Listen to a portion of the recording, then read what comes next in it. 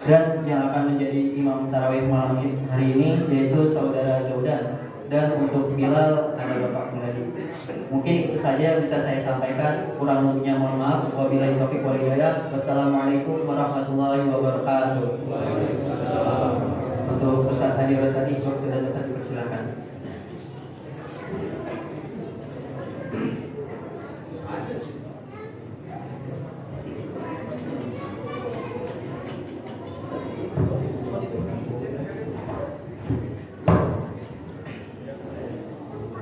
Assalamualaikum warahmatullahi wabarakatuh.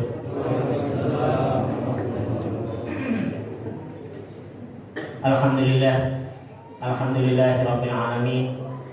Wassalatu wassalamu ala asyrafil anbiya'i wal mursalin sayyidina wa maulana Muhammadin wa ala alihi wa sahbihi ajma'in. Rabbi shrah li sadri wa yassir li amri wa hlul 'uqdatam min lisani yafqahu qawli. Amma ba'du. Qala Allah ta'ala fi kitabil karim, a'udzu billahi minasyaitonir rajim. Ya ayyuhalladzina amanu kutiba 'alaikumus shiyam kama kutiba 'alal ladzina min qablikum la'allakum tattaqun. Wa qala Rasulullah sallallahu alaihi wasallam fil hadis, buniyal Islam ala khamsin, syahadati an la ilaha illallah Muhammadur Rasulullah, wa iqamis shalah, wa ita'iz zakah, wa shaumi ramadan, wa hajjil baiti man istata'a ilaihi sabila. Shadaqallahul azim wa shadaqa rasuluhun nabiyul karim wa nahnu ala dzalika minasyahidin. Para jamaah salat Isya dan juga jamaah salat tarawih Masjid Al-Muhajirin yang sama-sama dirahmati Allah Subhanahu wa taala, bersyukur dengan ucapan alhamdulillahirabbil alamin atas segala limpahan rahmatnya, hidayahnya, nikmatnya yang Allah berikan kepada kita semua. Wabil khusus nikmat iman, nikmat Islam, nikmat sehat, dan juga tak kalah pentingnya nikmat kesempatan. Sehingga berkat nikmat kesempatan inilah alhamdulillah kita masih diberikan bertemu dengan bulan suci Ramadan, bulan yang penuh ampunan, maghfirah, bulan yang penuh rahmat, kasih sayang Allah Subhanahu wa taala dilimpahkan, dicurahkan pada bulan suci Ramadan. Bersyukur alhamdulillah, karena ada mungkin saudara-saudara kita yang tahun kemarin masih bisa bertemu dengan Ramadan, tapi tahun sekarang tidak bisa bertemu dengan bulan Ramadan.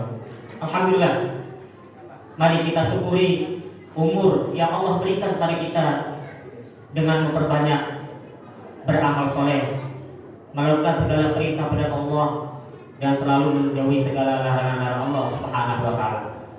Kemudian salawat dan salam mudah-mudahan selalu tercurahkan pada baginda Rasulullah Nabi besar Muhammad sallallahu alaihi wasallam, pada keluarganya, sahabatnya, dan juga kita selaku umat yang mudah-mudahan kita terus istiqomah mau menjalankan segala perintah-perintah atau sunnah-sunnah Rasulullah sallallahu alaihi wasallam.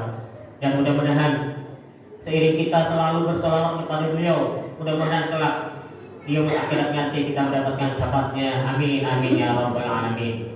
Para jamaah salat tarawih yang dirahmati Allah Subhanahu wa taala, seperti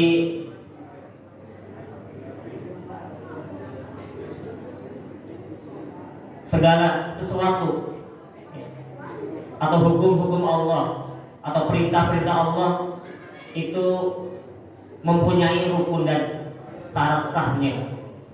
Misalnya rukun sholat, kemudian syarat sah sholat, rukun zakat, kemudian juga haji. Begitu juga dengan puasa Ramadan.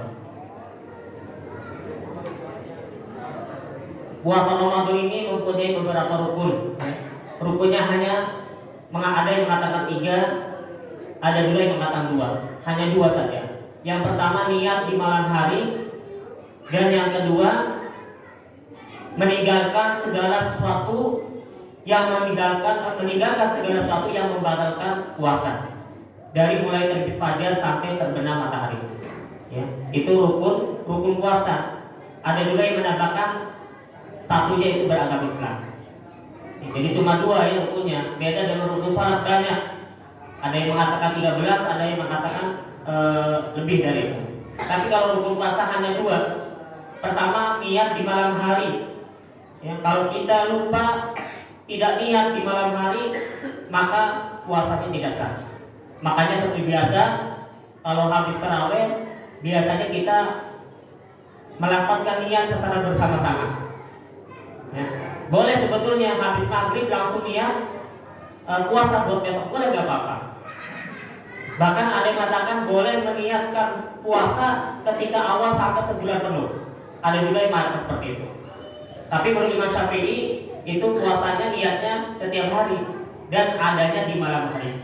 Kalau kita sudah subuh misalnya, sudah azan subuh baru niat, nah ini tidak sah puasanya. Jadi niatnya di malam hari. Kalau subuh sudah pagi hari, bukan malam hari lagi, sudah terbit fajar. Yang kedua tadi menahan makan dan minum atau hal-hal yang membatalkan puasa dari terbit fajar sampai terbenam matahari. Itu rukun puasa. Sedangkan sahnya puasa itu ada banyak, ya, ada 7 kalau tidak salah. Yang pertama, beragama Islam. Artinya orang yang di luar Islam maka tidak ada kewajiban puasa. Kalaupun dia puasa, misalnya ada orang yang non muslim ingin puasa, ya silakan saja, tapi puasa tidak sah. Karena syaratnya harus Islam. Kemudian yang kedua adalah berakal. Berarti kecuali dari Pak itu orang gila. Ya, walaupun tadinya dia muslim, tapi karena gila, maka tidak ada kewajiban untuk berpuasa. Kemudian yang ketiga adalah balik. Orang puasa itu harus balik. Ya, kalau ingin puasanya sah, maka harus balik dulu. Ya, artinya balik itu kalau laki-laki itu misalnya sudah mimpi basah misalnya. Kalau perempuan sudah istihadah atau haid, sudah melakukan darah haidnya. Ya, ini minimal 9 tahun itu ada seorang perempuan yang sudah ada sekarang tuh. Ya.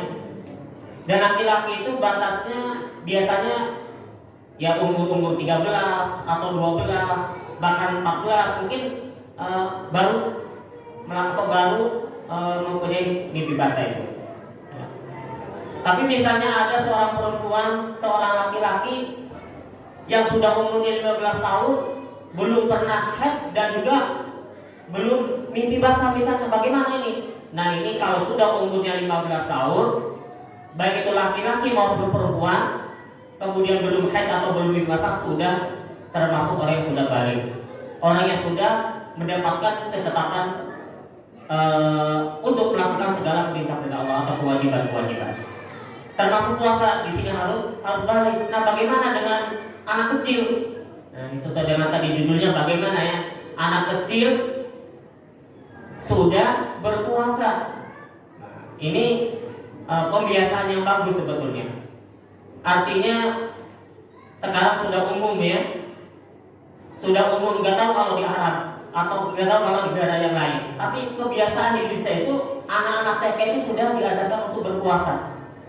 Ya, mungkin bapak-bapak yang sudah punya anak kecil ya, ketika TK misalnya diajarkan untuk berpuasa, atau SD kelas 1 misalnya disuruh berpuasa. Ya. Bahkan saking semangatnya orang tua kadang tega anaknya masih kecil TK supaya puasanya sampai maghrib. Bangga sekali orang tua kalau ada anaknya TK sudah puasanya sampai maghrib. Ya, padahal itu belum mendapatkan suatu kewajiban, belum balik. Makanya kalau bisa secara perlahan-lahan, secara bertahap, yang mendidik anak-anak kita berpuasanya secara bertahap. Ya, misalnya sampai zuhur dulu, kemudian setelah zuhur buka, diteruskan misalnya. Atau mungkin setelah zuhur dia tidak berpuasa, tidak apa-apa. Tapi ada juga misalnya habis zuhur dia buka, anak itu kecil buka, kemudian melanjutkan sampai maghrib. Ini secara bertahap. Kenapa? Karena tentunya kita juga harus memperhatikan kesehatan anak-anak kita. Jangan sampai gara-gara yang belum wajib dipaksa sampai maghrib, ya, sehingga anak kita jatuh sakit. Maka madorot bahaya untuk kesehatan anak kita. Ini secara kesehatan itu biasanya umur 8 tahun lah, atau menjelang balik itu anak-anak diajarkan untuk berpuasa. Tapi karena kebiasaan di Indonesia mungkin ya, karena saya juga belum pernah ke negara yang lain, saya tidak tahu ya. Tapi kebiasaan di Indonesia itu puasanya itu masih kecil sudah puasa umur 6 tahun, 7 tahun. Kenapa? Ini proses pendidikan. Yang secara ajaran Islam itu baik, mendidik anak kita untuk ya bersabar, ya tidak makan biasanya sarapan pagi, ya biasanya minum susu, makan roti bakar misalnya, bersabar. Jadi sejak kecil dilatih untuk bersabar, ya sampai duhur baru buka. Kemudian juga mengajarkan disiplin, ya misalnya sahur itu kan merupakan suatu sunnah, ya disiplin bangun pagi, ya yang biasanya bangunnya mungkin anak TK itu bangunnya jam 5:30, tapi dibiasakan untuk ikut bangun pagi. Nah, dengan kebiasaan baik, insya Allah nanti besarnya tidak kaget.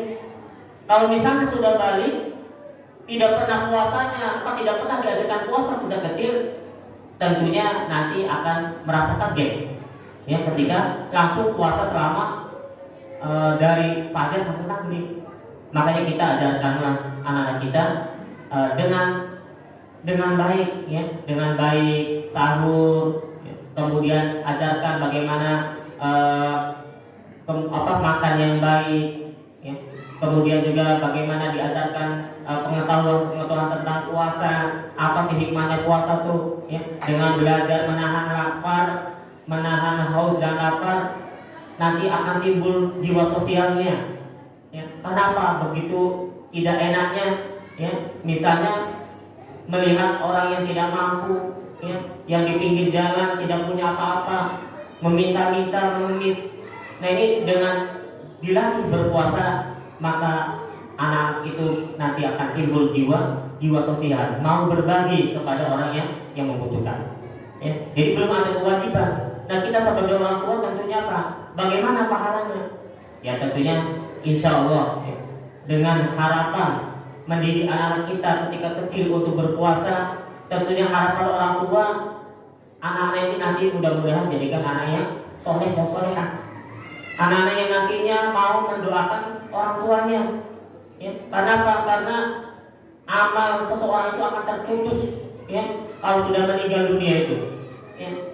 Idza mata Adam in qada amaluhu illa bi salatin.